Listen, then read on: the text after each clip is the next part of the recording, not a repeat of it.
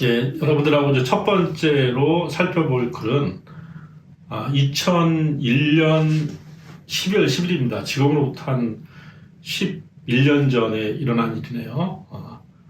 노무현 대통령이 이제 노무현이 만난 링컨이라고 하는 책을 씁니다. 이 책의 이제 출판 기념회를 여의도에서 갔는데요. 이때 이제 노무현 대통령이 2002년에 열리는 그 제16대 대선에 출마하겠다라고 하는 그 출사표를 밝히는 그런 아주 기념비적인 연설이죠. 예. 이 연설은 흔히 이제 조선 600년이라고 이렇게 알려진 거로서 노무현 대통령이 왜 대선에 출마해야 되는지를 설명하는 것이기도 하지만 우리나라가 갖고 있는 어떤 역사적인 과제 또 어떤 사회적 과제 이런 것들을 이제 아주 역설한 그런 아주 감동적이고도 내용이 정말 꽉 찬 그런 연설입니다. 지금이 이제 대선의 계절 아닙니까? 네. 지금 이 방송을 촬영하는 시점을 기점으로 해서 한 3주 뒤면 이제 제20대 대통령을 우리가 뽑게 됩니다. 네. 적어도 대통령이 되는 분이라고 한다면 이런 정도의 문제의식과 이런 정도의 역사의식이 필요하지 않는가. 시청자 여러분들이 노무현 대통령 연설을 보시면서 뭔가 대통령의 기준, 그 다음에 어떤 시대적 과제의 기준을 이렇게 가늠하는 자료로 한번 이 연설을 살펴보시면 좋을 것 같고요. 그리고 이 연설은 이 글쓰기나 말하기 차원에서 굉장히 많은 미덕을 갖고 있는 그런 연설입니다. 사람들을 설득하기 위한 고도의 어떤 그런 전략과 그런 비유법들이 많이 들어가 있다는 점들을 제가 앞서 밝히고 그 다음에 여러분들 내용들 하나하나 살펴보면서 제가 그 맥을 한번 짚어주도록 하겠습니다. 자, 그럼 이제 대통령 연설을 한번 먼저 보시도록 할까요? 어느 때인가부터 제가 대통령이 되겠다고 말을 하기 시작했어요. 많은 분들이 제게 무엇을 했느냐를 묻지 않고 무엇을 하겠느냐 비전을 내놓으라고 했어요. 비전을 생각해 봤어요. 제 마음에 가장 드는 비전, 그것은 전두환 대통령이 50 때 내놨던 정의로운 사회였어요. 노태우 대통령이 내놨던 보통 사람의 시대도 상당히 매력 있는 비전이었어요. 신한국, 세계화, 정보화, 개혁, 문민정부의 비전도 참 좋았습니다. 저는 국민의 정부의 비전은 달달합니다. 민주주의, 시장경제, 생산적 복지, 남북화해, 노사협력, 지식기반 사회. 저도 그렇게 말하면 됩니다. 저도 할 수 있습니다. 그러나 이렇게 말할 때 제 가슴은 공허합니다. 그 말을 누가 못하냐? 누가 무슨 말을 하느냐가 중요한 것이 아니라 누가 할 수 있느냐가 중요한 거 아니겠습니까? 예, 자, 이 대목을 이게 바로 이제 이 당시 대통령 연설의 앞부분에 해당되는데요. 여기서 우리가 이제 짚어볼 점들이 몇 가지가 있습니다. 노무현 대통령은 무엇을 하겠느냐 비전을 내놓으라고 한 것을 맨 앞에다 이렇게 이 연설 앞에다 제시하고 있죠. 그러니까 대통령이라고 하는 자리는 바로 비전을 내놓는 자리라고 이렇게 인식을 한 겁니다. 이분은 이제 이 대선 출마를 하면서도 비전을 밝히지만 이 대통령이 되고 나서도 많은 비전들을 이야기를 합니다. 여러분들이 기억하실지 모르겠는데 우리나라의 어떤 복지나 그다음에 성장의 정책들을 담은 비전 2030이라고 하는 당시에 이제 2000년대 초반이지만 20년, 30년을 내다보는 비전들을 이렇게 제시하고요. 또 동반 성장 정책이라고 하는 이런 비전들을 제시하죠. 그러니까 이 노무현 대통령의 어떤 정치적 인생은 바로 비전을 설정하고 비전을 추구하는 인생이라고 이렇게 할 수가 있죠. 그리고 이 비전을 얘기를 하면서 전두환 대통령의 정의로운 사회, 그다음에 노태우 대통령의 보통 사람의 시대, 또 김영삼 대통령님의 신한국이나 세계화, 정보화, 그다음에 또 김대중 대통령님의 민주주의 시장경제 생산력 복지 남북화의 노사협력 이런 이제 전의 정부의 가치들을 다 이렇게 다혈합니다. 노무현 대통령은 제가 이제 모셨을 때도 그런 일면들을 많이 봤는데요. 절대 어떤 한 정부의 일이 그 정부에만 국한되는 것이 아니라 연속성 속에서 이루어진다고 하는 그런 역사적 의식을 철저하게 갖고 있었습니다. 그러니까 내가 지금 이 정부에서 잘하는 것이 이 정부만 잘해서 이루어진 성과가 아니라 거슬러 올라가면은 많은 정부의 노력이 바로 이 정부에 와서 꽃을 피운 거라고 이렇게 본 것이죠. 대표적인 것이 이제 그 인천공항이나 KTX 같은 경우에 시작은 노태우 정부가 했었죠. 그렇지만 이것이 김영삼 정부, 김대중 정부, 노무현 정부 이렇게 세 개의 정부가 흘러서 바로 이렇게 결실을 맺게 됩니다. 이 노무현 대통령이 이제 이와 관련돼서 또 재미있는 일화들도 많이 이야기합니다. 당시에 KTX나 인천공항 건설한다고 했을 때 그때 노무현 대통령은 초선이었고 이제 막 정치를 시작하는 입장이었습니다. 그때는 이걸 다 반대했습니다. 네. 지금 우리나라 규모에서 김포공항만 해도 넘치는데 무슨 인천공항까지 필요하느냐, 경부고속도로가 있는데 무슨 KTX가 필요하느냐 다 반대를 했습니다. 근데 참 아이러니하게도 본인이 대통령이 되어서 바로 인천공항 개항과 KTX의 개통을 이제 목격을 하게 된 것이죠.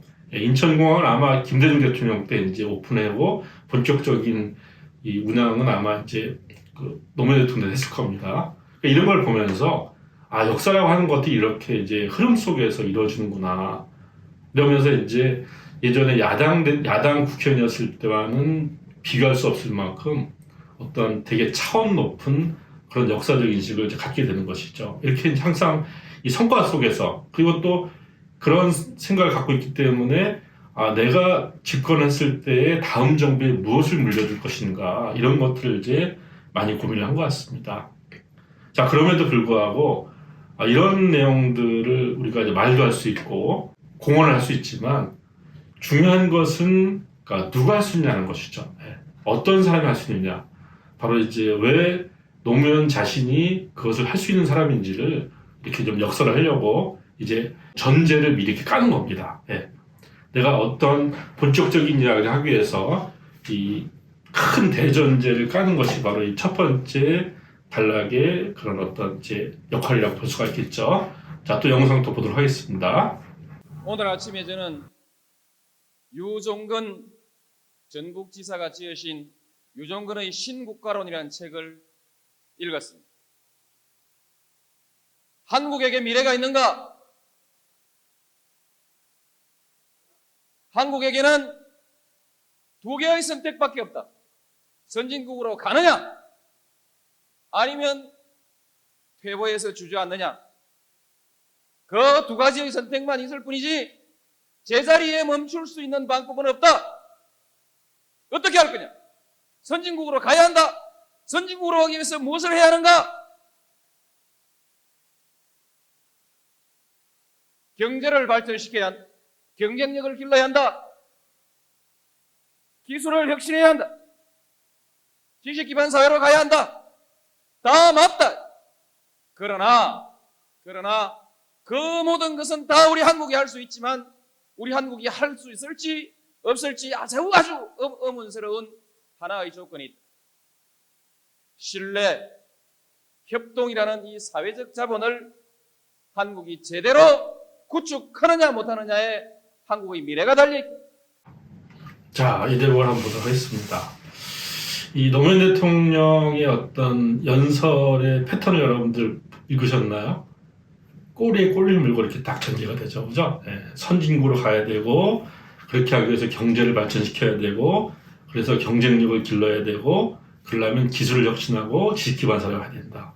이렇게 이제 꼬리에 꼬리를 물고서 어떤 내용들을 전개해 나갑니다.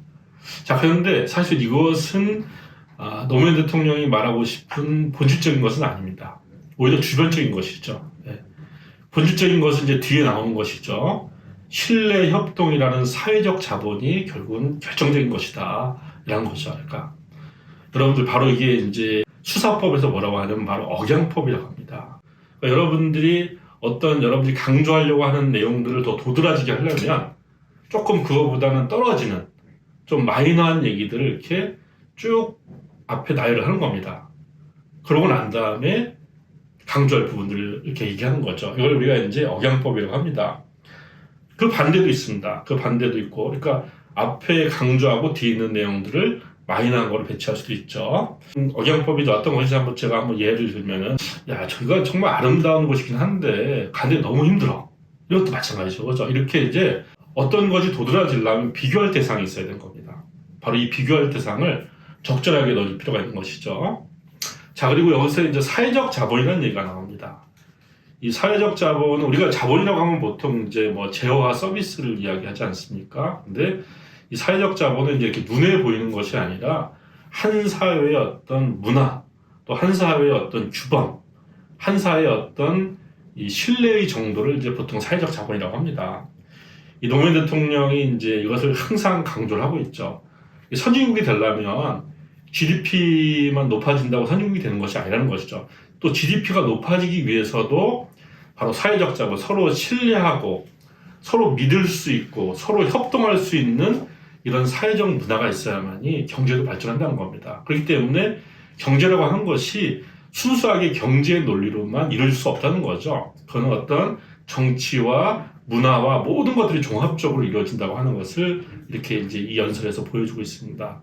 이 노무현 대통령님은 이렇게 어떤 하나의 인식들이 단선적이지 않고 굉장히 이렇게 중층적이고 그 다음에 종합적인 이런 일면들을 갖고 있습니다. 이런 특징들은 이제 앞으로 또 연설 속에서 굉장히 많이 드러날 것으로 보입니다. 자, 또 연설 이어가도록 하겠습니다. 생산성은 생산 요소의 투입에 있는 것이 아니라 기술 혁신에 있는 것이 아니라 그 토대가 되는 사회적 신뢰를 어떻게 구축해 가느냐, 여기에 달려있다. 이렇게 써놨습니다. 제가 정말 하고 싶었던 얘기가 씌어있어 정말 반가웠어요. 문제는 그 사회적 신뢰를 우리가 어떻게 만들어갈 것이다. 원칙이 있는 사회를 우리가 어떻게 만들어갈 것이다. 모든 사람이 규범을 존중하는 사회를 우리가 어떻게 만들어갈 것이냐. 거기에 대한 해답이 마땅히 없다는 것입니다. 자, 여기서 또 하나 우리 노무현 대통령의 연설의 패턴의 특징을 하나 읽을 수 있죠, 그죠? 자, 보면, 자, 신뢰를 어떻게 만들어갈 것이냐, 원칙 있는 사회를 어떻게 만들어갈 것이냐, 규범을 존중하는 사회를 우리가 어떻게 만들 것이냐. 그러니까 이 사회적 자본에 대한 얘기들을 계속 다른 측면을 통해서 반복적으로 이야기를 하고 있죠, 그죠? 그러니까 사람들에게 의제에 대해서 관심을 증폭시키는 이런 이제 작용들을 하고 있습니다. 그리고 본인이 묻고 답을 하고 있죠, 그죠? 자, 거기에 대한 해답이 마땅히 없다라고 이렇게 답을 하고 있습니다. 이걸 우리가 분답법이라고 합니다. 이 연설을 하거나 대화를 할 때 상대방의 어떤 몰입감을 이끌어내고 또 청중들에게 어떤 호기심을 자극하는 중요한 방법들이 바로 묻고 답하는 겁니다. 굳이 어떤 답변을 이끌어낼 필요가 없는 것들, 그냥 답을 나도 알고 있고 청중도 알고 있을 때 그냥 의문문의 형태로 이렇게 그냥 던지는 것은 우리가 서리법이라고 하죠, 그죠? 네, 그러니까 묻고 답하는 것이 다 전제된 문답법이고, 그 다음에 그냥 묻기만 하는, 굳이 답을 말하지 않아도 다 아는 것을 우리가 서리법이라고 이렇게 이제 구분할 수가 있고요. 이런 것을 이제 여러분들 혹시 법륜 스님의 이 법문을 보면 법륜 스님이 아주 잘 쓰고 있죠, 그죠? 본인이 묻고 본인이 답하는 이런 형태는 우리가 이제 말하기 위해서 혹은 강연을 할 때, 공적인 스피치를 할 때 굉장히 청중의 몰입감을 높이는 이런 아주 좋은 방법이라는 점을 강조하고 싶습니다. 자, 또 이어가도록 하겠습니다. 97년 저는 정치적으로 무소속에 있었습니다. 96년에 삼김청산을 외치면서 민주당에 잔류했습니다. 96년 4.11 총선에서는 실패했습니다. 97년 연말에 국민회의에 다시 입당을 했습니다. 정말 자존심이 상하는 일이었습니다. 삼김청산을 외치던 제가 삼김 중의 한 분이 이끌고 있는 국민회의에 입당한다는 것이 정치적으로 말을 바꾸는 것 같기도 하고 또한 자존심도 상했어. 그러나 저는 단호히 국민회의에 입당했어. 세대교체도 좋고 삼김청산도 좋지만 이 나라 역사에서 우리가 반드시 해야 될 것이 하나 있다. 사실 이제 간단하게 이렇게 노무현 대통령이 자신의 정치 역정을 이야기했지만 이거는 정말 어떤 정치인도 할 수 없는 쉽게 말하면은 이 장미가 깔려 있는 탄탄대로를 다 버리고 정말 가시밭길을 스스로 걸어간 이런 내용들을 이제 간단하게 이야기한 것이죠. 원래 이제 노무현 대통령은 이 삼김청산을 외쳤기 때문에 김대중 대통령과는 이제 다른 길을 걸어가려고 했었습니다. 자, 그런데 97년에 이 국민회의, 그러니까 김대중 대통령이 이제 정계 복귀를 하면서 새정치국민회의라고 하는 이제 당을 만듭니다. 그동안에 어떤 노무현 대통령이 해왔던 걸 봐서는 거기에 합류를 하면 안 되는데 이분은 합류를 합니다. 왜 합류를 하느냐? 바로 이제 이 큰 이유가 있는 것이죠.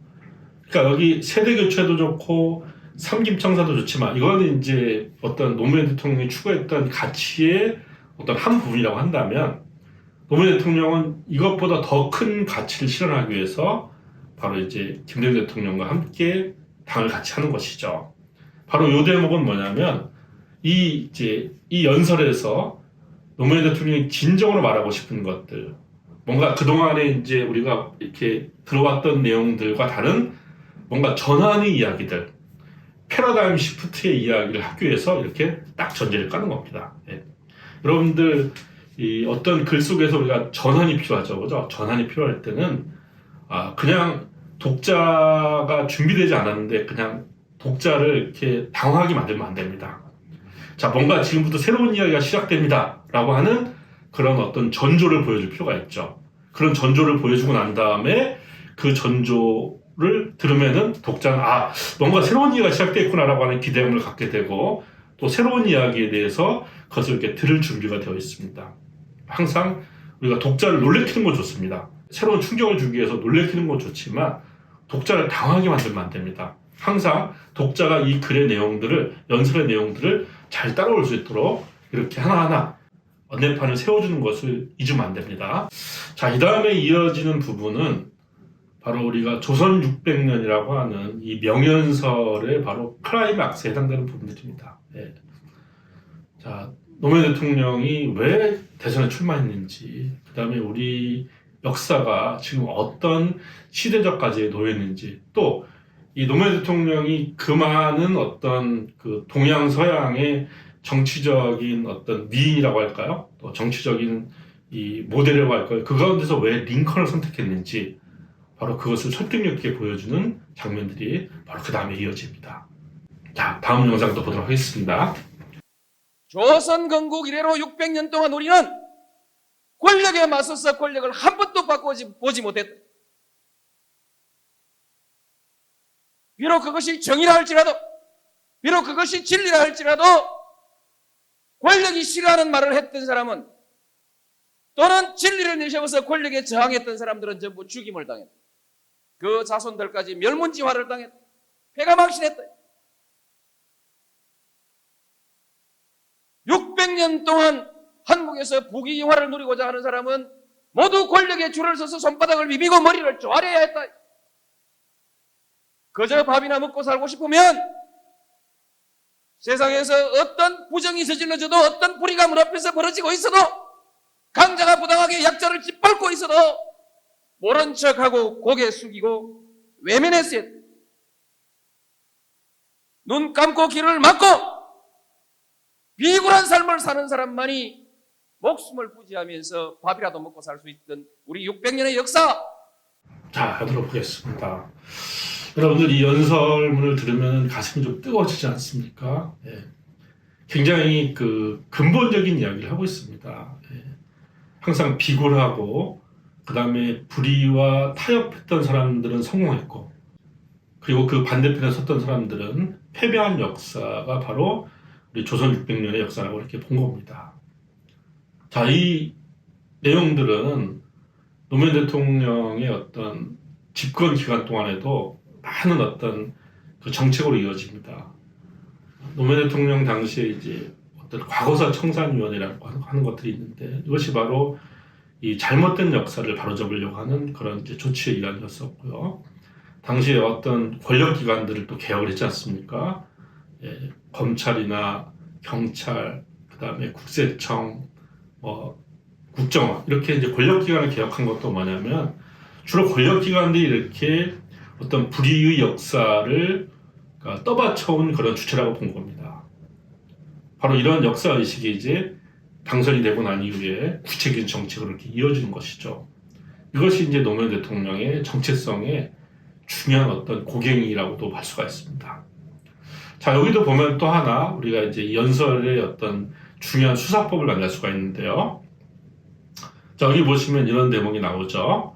어떤 부정이 저질러져도 어떤 불의가 눈앞에서 벌어지고 있어도 강자가 부당하게 약자를 짓밟고 있어도 여러분들 보면 점점점 어떻게 됩니까? 점점점 세지죠, 그죠? 네, 세집니다. 자, 이걸 우리가 점축법이라고 하는 거죠, 그죠? 네, 점점 어떤 내용들을 세게 가져가는 겁니다. 그 반대는 뭐라고 하나요? 점강법이라고 하죠. 그러니까 이 강은 이제 강하다 강자가 아니라 내려올 강자입니다. 네, 층은 단을 쌓아 올린다는 뜻이고 강은 내려온다는 뜻이죠. 그러니까 이 반대로 점점 어떤 톤을 낮춰가면 점강법, 높여가면 점축법이 되는 것이죠. 여러분들 점층법으로 이렇게 알 수 있는 예문은 여러분들 소설가 이상의 날개를 혹시 읽은 적이 있나요? 그 날개에 보면 이런 대목이 나옵니다. 날자, 날자, 날자.